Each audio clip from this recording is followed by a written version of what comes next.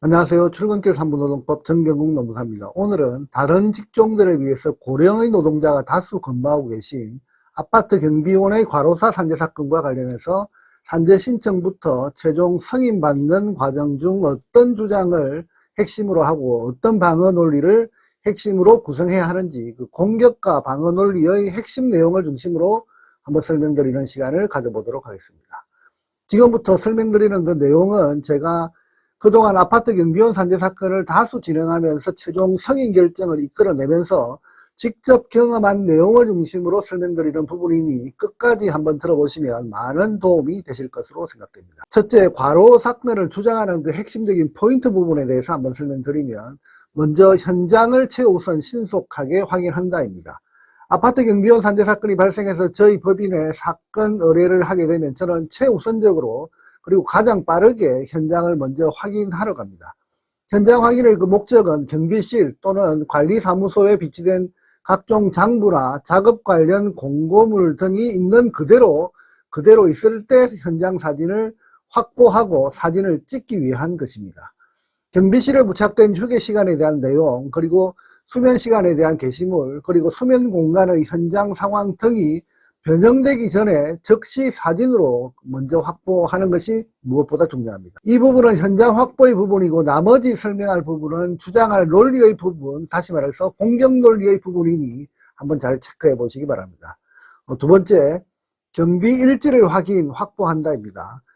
이 부분은 정기적으로 순찰하는 시간 내용을 확인하고 심야 시간대 순찰 여부를 확인하고 그리고 하루 일과 중 어떤 주요 이벤트들이 있는지 그 내용을 날짜별로 확인하기 위한 것입니다. 그리고 발병 시점을 기준으로 당시 어떤 상황이 있었는지 그 기록을 통해서 확인하기 위한 것입니다. 그리고 세 번째, 근무 시간에 대한 분석이 필요합니다. 경비원 산재 사건은 과로 산재 사건의 특성상 과로를 증명하는 것이 무엇보다 중요합니다. 따라서 과로를 증명하기 위한 그 시간 데이터의 확보가 중요한데 여기에 대한 분석은 근로계약서에 작성된 그리고 약정된 근로시간에 대한 그 확인과 현장 확인을 통한 실제 운용되고 있는 근로시간에 대한 그 확인 작업이 무엇보다 중요합니다. 이 부분은 조사만으로 해결될 문제가 아니라 법리적으로 휴게시간을 대기시간으로 주장할 것인가, 수면시간을 근로시간으로 당겨올 것인가에 대한 중요한 문제가 있기 때문에 경비원 산재 사건과 관련된 근로복지공단 지침 내용을 정확히 알고 조사하는 것이 필수적이니 이 점 명심해야 할 것입니다. 그리고 네 번째, 수면 공간과 휴식 공간에 대한 정확한 분석이 필요합니다. 이 부분은 앞서 설명드린 근무 시간을 최대한 확보하기 위한 핵심 열쇠에 해당되는 것인데 이 부분의 분석 작업은 제 유튜브 영상에서 별도 주제로 설명한 내용이 있으니 한번 참고해 보시면 많은 도움이 되실 것입니다. 이상의 내용들은 경비원 과로 산재 사건에서 공격 논리를 찾는 부분이고 지금부터는 어떤 방어 논리를 구성해야 하는지 그 핵심적인 내용을 중심으로 설명드리는 시간을 가져보도록 하겠습니다. 자, 그러면 아파트 경비원 과로 산재 사건의 방어 논리는 어떻게 해야 할 것이냐? 여기서 방어 논리라고 굳이 정의한 그 이유는 아파트 경비원 과로 산재 사건을 진행할 때 근로복지공단에서 불승인의 가능성으로 판단 가능한 몇 가지 포인트들이 있기 때문에 그 부분에 대해서 산재 진행 과정에서 어떻게 방어할 것인가에 대해서 한번 설명드려보는 시간입니다. 그 첫 번째가 고령의 나이에 대한 건강 상태에 대한 사전 확인이 필요합니다. 근로복지공단은 과로 산재 사건에서 항상 건강의 요소를 중요시하려고 합니다. 그 말은 곧 과거 병력이 뇌심혈관계 과로 산재 사건이 발생한 원인이다라고 하는 그 관점입니다. 경비원의 경우 대부분 고령의 나이로 대부분 혈압, 당뇨, 고지혈증 등과 같은 기초질환이 있을 가능성이 상당히 높습니다. 하지만 이 부분에 대한 설명도 제가 과거 올려놓은 유튜브 영상을 통해서 개인의 건강 부분은 노동부고시 2117-117호에 의거 뇌심혈관계 질환 산재 승인 여부를 판단하는데 고려 대상이 아니다, 고려 대상에서 제외되었다라고 하는 점을 정확히 설명드렸으니 해당 내용을 참고하시면 많은 도움이 되실 것입니다. 그리고 두 번째, 근로계약서에 기재된 휴게시간을 근로시간에서 공제하려고 할 것입니다.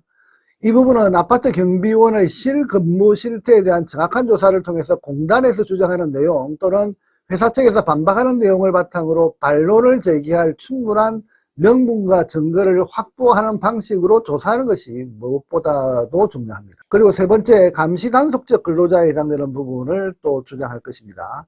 아파트 경비원의 경우 용역업체들마다 다르겠지만 최근에는 감시단속적 근로자에 해당되는 것으로 노동부 인가 승인을 받아서 노동감도가 아주 낮은 직종임을 강조합니다. 하지만 이 부분을 극복하기 위해서는 실제 근무 과정에서 구체적으로 어떤 일을 하고 있는지 그 내용을 세부적으로 아주 디테일하게 하루 일과를 세분화시켜서 조사하는 것이 무엇보다 중요합니다. 근로시간이 60시간에 육박한다 하더라도 감시단속적 근로자라고 하는 회사 측의 강력한 주장과 근로복지공단의 아파트 경비원에 대한 잘못된 판단, 잘못된 편견이 합쳐져 버리면 근로시간은 충족되지만 업무 내용이 부족하다는 이유로 불승인 결정 날 우려가 반드시 있으니 끝까지 긴장을 놓쳐서는 안 된다라고 하는 부분을 강조하고 싶습니다. 이상과 같이 아파트 경비원 산재 사건뿐만 아니라 모든 과로 산재 사건은 공격할 논리는 충분히 조사를 통해서 확보하고 인정 기준에 대한 분석을 바탕으로 철저히 준비하고, 그리고 방어해야 할 논리는 현장 조사와 방어 항목에 대한 사전 준비를 통한 대비가 필요한 것이 과로 산재 사건의 성공률을 높이는 그 핵심입니다. 따라서 과로 산재 사건의 요건을 충족시켰다 하더라도 최종 결론이 나기 전까지는 어떠한 돌발 사항이 발생할 가능성이 있다는 부분을 정확히 아시고 가능하다면 산재 전문 노무사와 상담을 통해서 사건 전반을 한번 검토할 필요가 있다는 점도 체크해 보시고, 아무쪼록 여러분의 과로 산재 사건 준비 과정에서 조금이라도 도움되시길 간절히 기도드리면서 오늘의 주제 설명을 마치도록 하겠습니다. 감사합니다. 여의도 노무법인은 대표 노무사가 직접 조사하고 분석하고 최종 결론까지 책임있게 진행합니다.